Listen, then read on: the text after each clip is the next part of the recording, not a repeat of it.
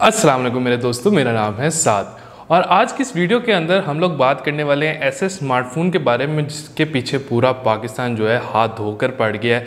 कोई भी बंदा मुझे मिलता है, अस्सलाम वालेकुम साद भाई, क्या हाल है? साद भाई एक बात बताएं, Y9 प्राइम लेना चाहिए या नहीं लेना चाहिए, इसमें क्या खामियां हैं, क्या अच्छाइयाँ हैं, ये सब चीज़ें आपको इस वीडियो में आज देखने को मिल जाएंगी। और ये लोगों के बहुत सारे डाउट्स हैं कि इसमें कमी क्या है स्मार्टफोन में, ये हमें बताएं। अच्छाई तो सब बताते हैं बट इसमें बुराई क्या है, ये चीज़ आप हमें ज़रूर बताएं। तो ये वीडियो में मैं आज आपको बताने वाला हूँ।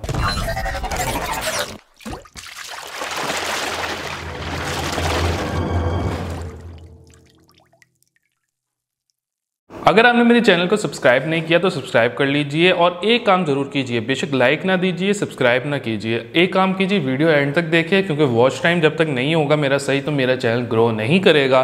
तो आप लोगों से सिर्फ एक रिक्वेस्ट है, ना सब्सक्राइब करो ना लाइक करो, अभी आप पे करना है तो कर लो कि बस मेरी वीडियो जो है उसे थोड़ा सा वॉच टाइम दो, देखो आगे तक। अगर आपको इंटरेस्टिंग लगती है तो ज़रूर फिर लाइक कर देना, सब्सक्राइब कर देना। अब बहुत से लोग हैं, आपको इंटरनेट के ऊपर यहाँ पे वीडियोस देखने को मिल रही होंगी जिसके अंदर Huawei Y9 Prime 2019 की बहुत सारी अच्छाइयाँ की जा रही हैं। बहुत इसके बारे में कहा जा रहा है कि इस तरह का फ़ोन हमने एक्सपेक्ट नहीं किया था Huawei की तरफ से, या इस तरह के फ़ोन के ऊपर हम इस प्राइस में एक्सपेक्ट नहीं कर रहे थे, मगर इसमें कुछ डाउन साइड भी हैं। पहले मैं आपको बताते चल रहा हूँ, आप S10 भी ले लें या iPhone XS Max भी ले लें, उसके अंदर भी खामियाँ मौजूद होती हैं। हर स्मार्टफोन में कमी ज़रूर पाई जाती है क्योंकि हर स्मार्टफोन परफेक्ट नहीं हो सकता। इसी तरह Huawei Y9 Prime के अंदर भी कुछ ऐसी छोटी मोटी डाउन साइड्स हैं उसकी प्राइस पॉइंट के अंदर, जिससे आप एक बार सोच ज़रूर सकते हैं कि ये डिवाइस आपको लेनी चाहिए या नहीं। जो पहली चीज़ मैंने इस डिवाइस में कमी देखी वो थी इसमें USB Type-C तो आपको देखने को मिल जाती है, बट एक चीज़ जो Huawei को यहाँ कर लेनी चाहिए थी जिससे इनका डिवाइस और अच्छा हो जाता है कि इसके अंदर आपको कोई भी फास्ट चार्जिंग की सपोर्ट देखने को नहीं मिलती। एक काम इन्होंने ऐसा किया कि एक चीज़ मॉडर्न कर ली और एक चीज़ कहा कि चलो छोड़ो, इसकी क्या ज़रूरत है, लोग कौन सा नोटिस करेंगे। बट आजकल के कंज्यूमर जो हैं वो काफ़ी ज़्यादा तेज़ हो चुके हैं और लोगों ने पता लगा लिया या मैंने इसमें चेक कर लिया कि इसके अंदर कोई भी फास्ट चार्जिंग की सपोर्ट आपको नहीं मिलती। इसका मतलब कि अगर आपकी बैटरी ड्रेन हुई तो उसके बाद आपको 2 या 3 घंटे चार्जिंग में लग सकते हैं और आपको इसकी चार्जिंग फुल होने तक का वेट करना पड़ेगा। तो USB Type-C का फ़ायदा नहीं उठाया यहाँ पे Huawei ने और आपको यहाँ पे फास्ट चार्जिंग नहीं थी। अब एक और चीज़ जो है जो Huawei की समझ नहीं आती हर बार, कि इस चीज़ को थोड़ा सा एडवर्टाइज कर सकते हैं पर वो एडवर्टाइज नहीं करते।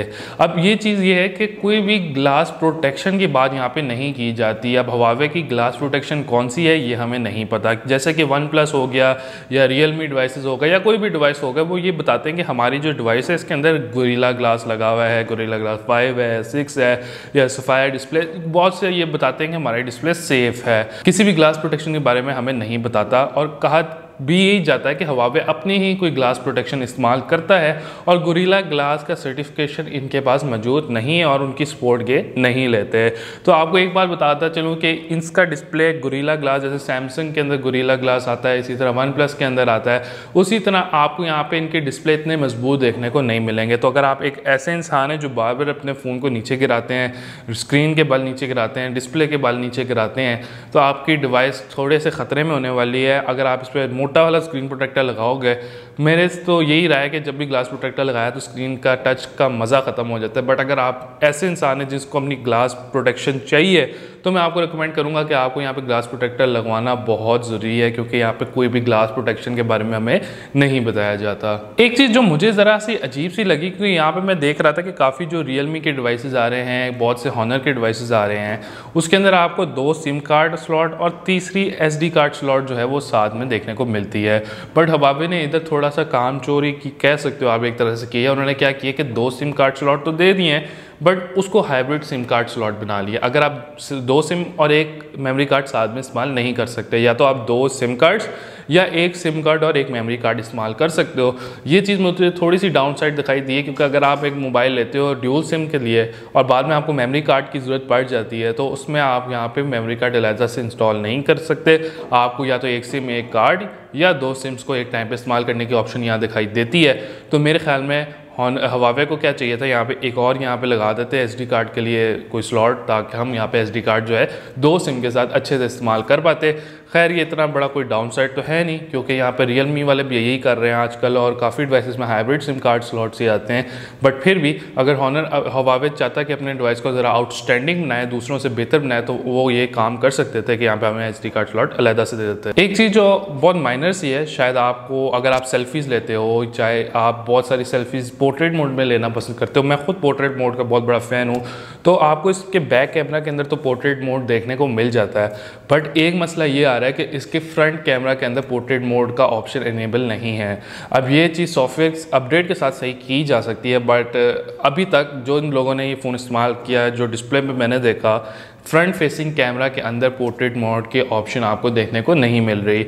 अब ये पोर्ट्रेट मोड की ऑप्शन सॉफ्टवेयर एम्बेडेड या सॉफ्टवेयर इनेबल हो सकती है, तो ये कोई इतनी बड़ी डाउनसाइड नहीं है। बाद में जब लोग ज़्यादा कंप्लेंट करेंगे, हॉनर बेटा टेस्टिंग या Huawei बेटा टेस्टिंग के अंदर जाके लोग कंप्लेंट्स अपनी डालेंगे और फीडबैक्स देंगे, तो शायद Huawei यहाँ पे रियलाइज़ करे और साथ में सिर्फ सॉफ्टवेयर एम्बेडेड आपको पोर्ट्रेट जो है फ्रंट कैमरा के अंदर देखने को मिल जाए। हार्डवेयर के ऊपर कोई चीज़ को सपोर्ट नहीं करेगी फ्रंट कैमरा के पोर्ट्रेट मोड को, बट सिर्फ सॉफ्टवेयर लिए आपकी यहाँ पे बैक साइड ब्लर की जाएगी, जो कि सॉफ्टवेयर इतना कामयाब नहीं है सिवाय गूगल के। अगर गूगल है तो फिर तो मैं कह सकता हूँ इनका पोर्ट्रेट मोड फ्रंट पे बहुत फिट होने वाला है, बट Huawei अगर आपको सॉफ्टवेयर के अंदर सिर्फ पोर्ट्रेट मोड दे रहा है फ्रंट के ऊपर, बाद में वो भी अभी नहीं है, तो वो थोड़ा सा आपको थोड़ा एक डाउन साइड देखने को मिल सकती है यहाँ पे। अब एक और चीज़ मुझे देखने को यहाँ पे मिली कि हॉनर का 8X में इस्तेमाल कर रहा था, हॉनर 8X का रिव्यू भी मैंने आपको दिया, तो उसके अंदर भी किरण 710 का चिपसेट देखने को मिल रहा है।